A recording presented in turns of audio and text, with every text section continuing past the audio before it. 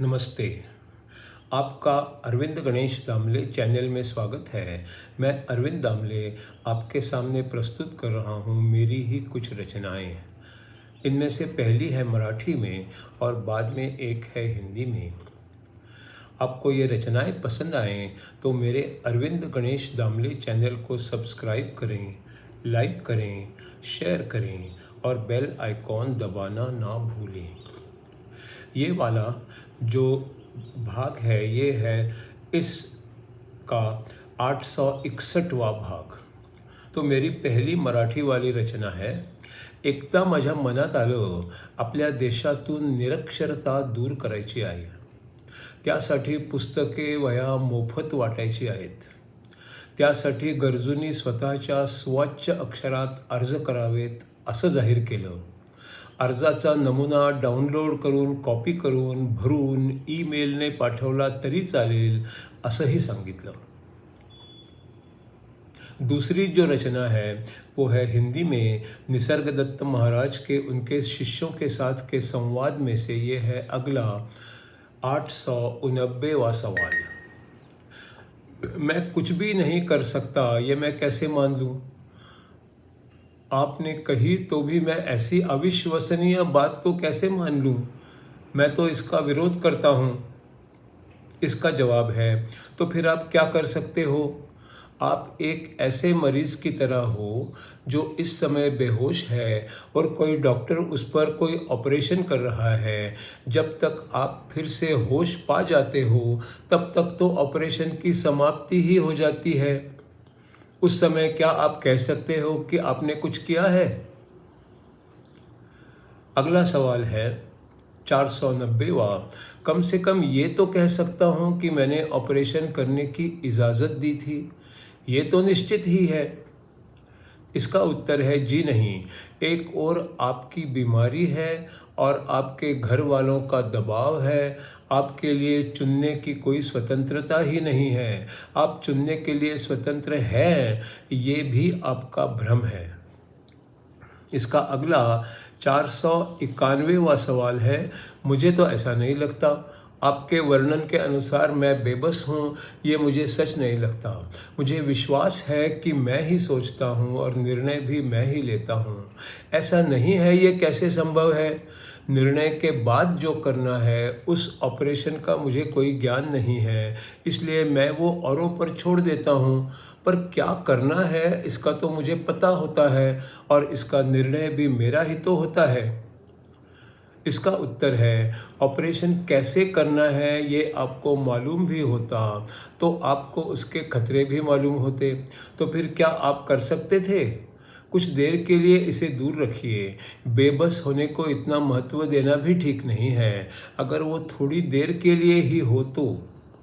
मैं अब 74 साल का हूँ, पर मुझे लगता है कि मैं बच्चा ही हूँ। मुझ में अब तक बहुत बदलाव हुए होंगे, पर मुझे लगता है कि मैं अभी बच्चा हूँ और बहुत बदलाव अभी बाकी है।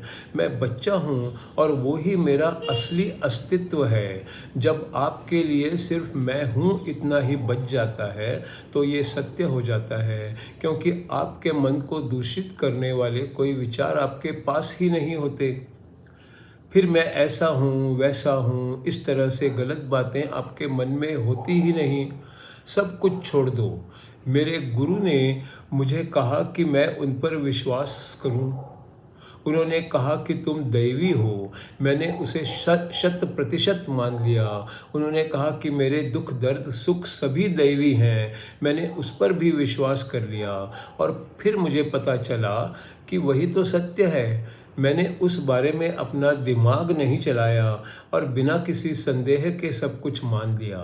मैं भगवान हूँ, मैं सर्वोत्तम हूँ और दुनिया और उसके परे वाला भी हूँ। मैंने सिर्फ उनका कहना माना और वो सच मान के व्यवहार किया। आप सिर्फ आप हैं इस पर ही एकाग्र हो जाइए और वहीं पर स्थिर हो जाइए। मैं इन्हीं विचारों पर स्थिर होकर घंटों तक बैठा रहता।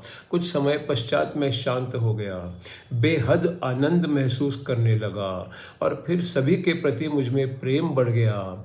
फिर वो अवस्था ही मेरे लिए कायम हो गई, वहीं सब कुछ खत्म हो गया। मेरे गुरु, मेरा जीवन और आसपास की सारी दुनिया सिर्फ असीम शांति रह गई। ऐसी शांति जो किसी की पकड़ में ना आ सके और कोई भंग भी ना कर सके। इसका अगला 452वां सवाल है, इस तरह सब कुछ आसान लगता है, पर असल में वो वैसा है ही नहीं। इस प्रकार के आनंद और शांति की अवस्था मुझ में भी आ जाती है और मैं उसी को देखता रहता हूँ। मुझे आश्चर्य होता है कि ये इतनी आसानी से कैसे हो गया।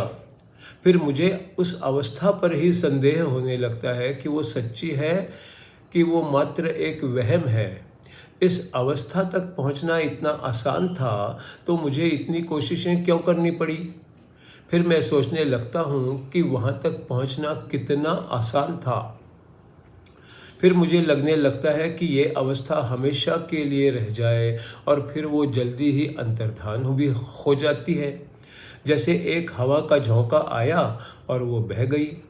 फिर लगने लगता है कि वो सचमुच थी या थी ही नहीं। अगर वो अवस्था थी तो फिर चली कैसे गई। शायद मैं इस तरह के अनुभवों का आदी नहीं था, ऐसी स्थिति में रह सकूं, इसलिए शायद मुझे ऐसे किसी विचित्र अनुभव की ज़रूरत थी। आँख मिचौली के खेल की तरह वो कभी दिखती थी और कभी ओझल हो जाती थी। मेरा इतना ही कहना है कि वो अवस्था हमेशा हमेशा बनी रहे। इसका उत्तर है, आपको लगता है कि कुछ खास होने वाला है। आप उस खास की राह देखते हो और वो अपेक्षा ही आपको उससे दूर ले जाती है। आप और ज्ञान इनके बीच का रोड़ा बन जाती है। आप अचानक किसी बम फटने की अपेक्षा ना करना, क्योंकि आपको जो चाहिए वो पहले ही तो हो गया है, आपके जन्म के साथ ही। अब आपको केवल आप हैं इतना ही जानना और समझना है। आपके सिवा और कुछ नहीं है ये भी समझना है। जो आप हैं उसी को फिर एक बार जानना और समझना है। आप एक ही गलती कर रहे हो। जो अंदर है उसे बाहर खोज रहे हो। बुद्धि, मन, शरीर और भावना सब बाहर हैं और उन्हें आप अंदर है ऐसा मान के चल रहे हो, और जो आत्मा अंदर है उसे बाहर खोज रहे हो। आप दुनिया को अपना ध्येय समझ बैठे हो, पर जो आपको चाहिए वो तो आपके पास ही है, आपके अंदर। यही समझ की गड़बड़ है, इसे बदल डालो। जो आपको चाहिए वहाँ पहुँचने का यही तो एक मार्ग है।